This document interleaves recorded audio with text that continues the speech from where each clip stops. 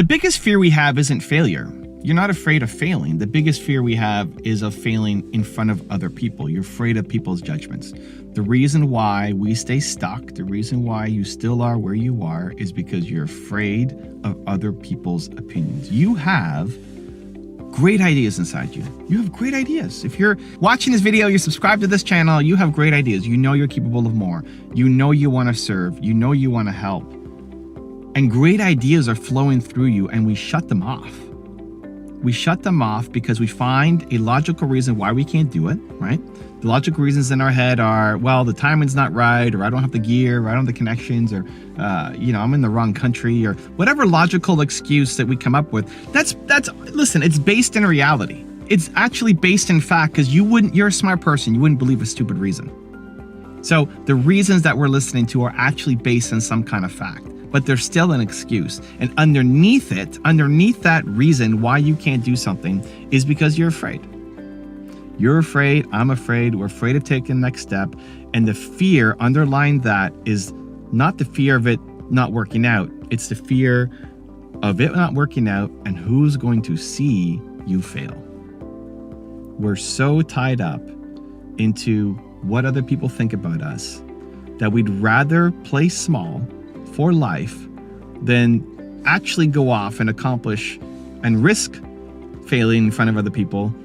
We're so afraid of that we never go off and chase our dreams down. And you're stuck in this mental exercise of what you could do and then never actually doing anything. My biggest fear is disappointing people. That's still fear of judgment. It's still fear of I'm going to show up and speak at an event and it's just not going to go well, that people will be unhappy with my speech. And I put a crazy amount of pressure on myself. And in my head, I think people are here, and if I struggle, then the whole thing is ruined, right? I remember I was speaking at Brendan Burchard's event, and it was in Puerto Rico, and people are paying tons of money to be here. It was a $30,000 to $50,000 mastermind, and everybody's got giant businesses, right? These are multi-million-dollar businesses, owners who are in the house. And it was a multiple-day event. I think it was a 3-day event. And I'm speaking for one of them. Not even a whole day. I've got an hour or something of time, right, at that event.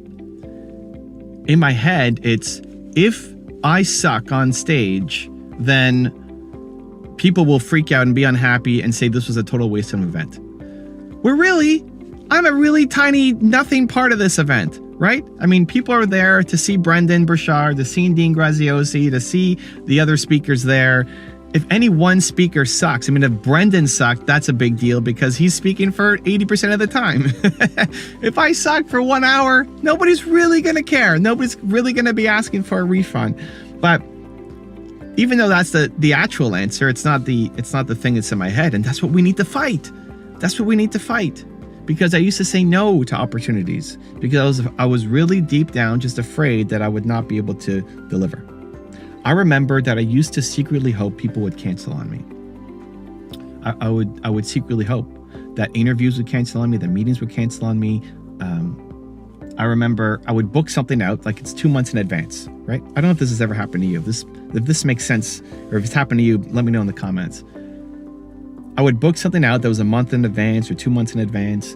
And so, yeah, I'm like, that's exciting. I'd happy to do that. And then on the day of, I'd look at my calendar and say, ooh, that's coming up. And I would secretly hope, I would check my email. I remember I'd be checking my email, hoping that that person would cancel on me to say, oh, I'm busy, or I got sick, or it's not going to work out anymore, and let's reschedule. And I remember I'd check in the morning, and I'd check 2 hours before, and check an hour before, and check half an hour before, and check 10 minutes before. And like, if there was no email, then I would go ahead and do it.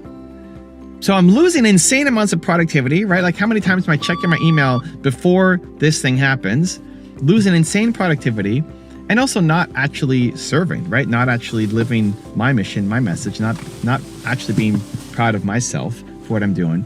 And it almost always worked out. Like, I never had an interview or a meeting or something where I just massively underperformed and actually sucked, right? That never really happened, but I was always afraid of it happening.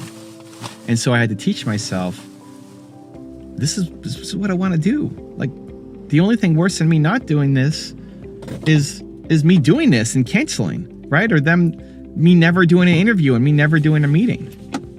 And just recognizing that it was just fear talking. And again, the fear is of me disappointing people and failing in front of somebody else. I'm sitting here filming in the car. Nina just came back. We love you, Nina. Nina's doing some grocery shopping, and I'm filming here, in the car. We got the dogs here in the back seat. Timo's chilling. And this used to make me afraid. That, look, there's a guy who just pulled up next to me. He's not watching. But in my head, it'd be like, this guy's watching. I'd be afraid of filming in a parking lot, be afraid of filming walking down the street. I'd be afraid of filming with my sister in the room. I used to be afraid of all of that. So what is that?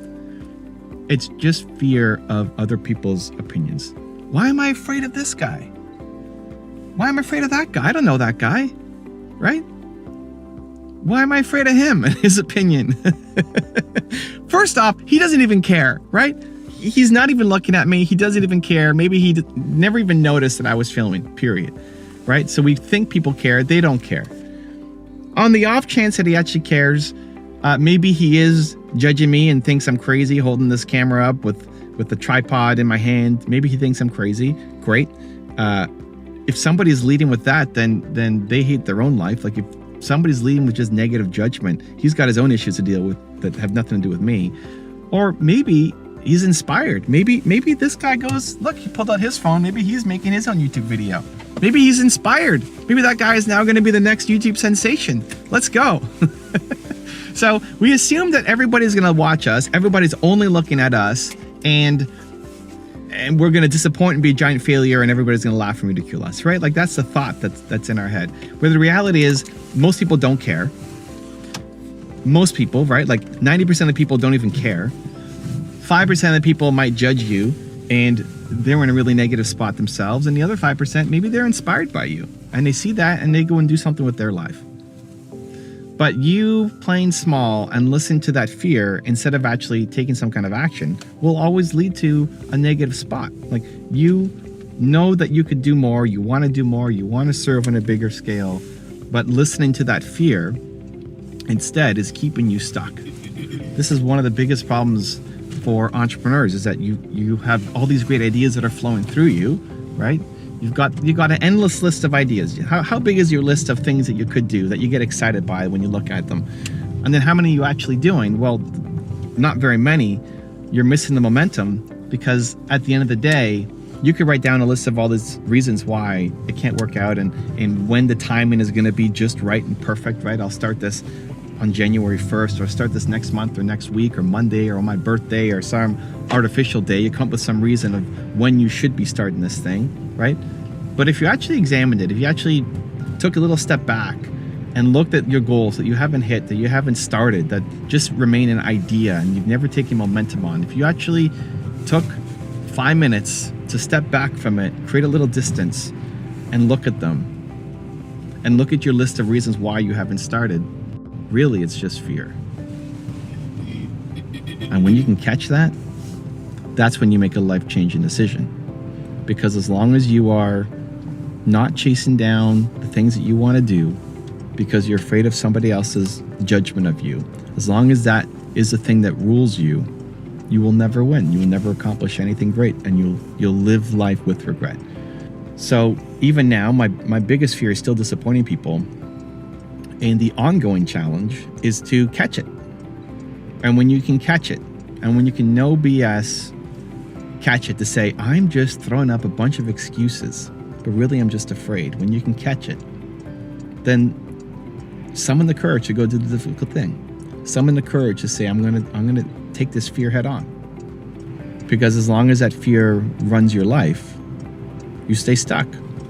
And every time you catch the fear and you do it because of, not just feel the fear and do it anyway, feel the fear and do it because of, you start to teach yourself to be a little stronger, a little more courageous, and you move a little bit closer to becoming the person that you are capable of being.